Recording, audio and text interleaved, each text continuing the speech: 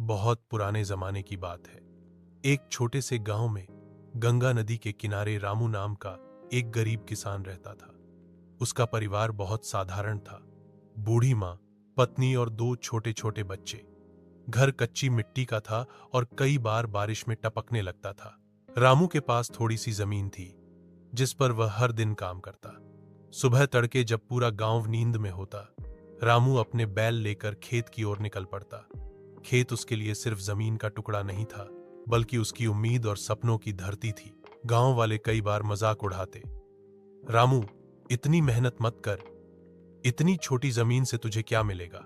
रामू बस मुस्कुरा देता और कहता, धरती मां कभी मेहनत करने वाले को खाली हाथ नहीं लौटाती। संघर्ष।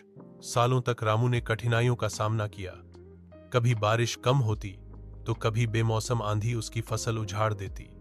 कई बार तो उसके बच्चे भूखे पेट सो गए, पर रामू ने हार नहीं मानी।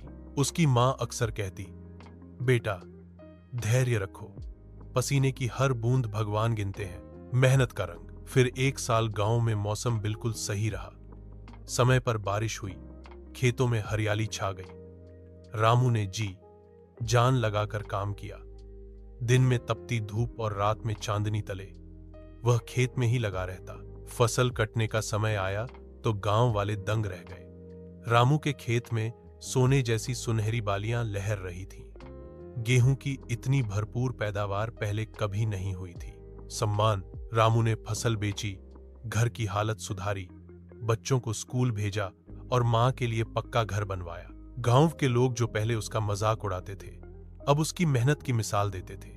गांव का बुजुर्ग मुखिया बोला, रामू, तूने साबित कर दिया कि सच्ची लगन और ईमानदार मेहनत कभी व्यर्थ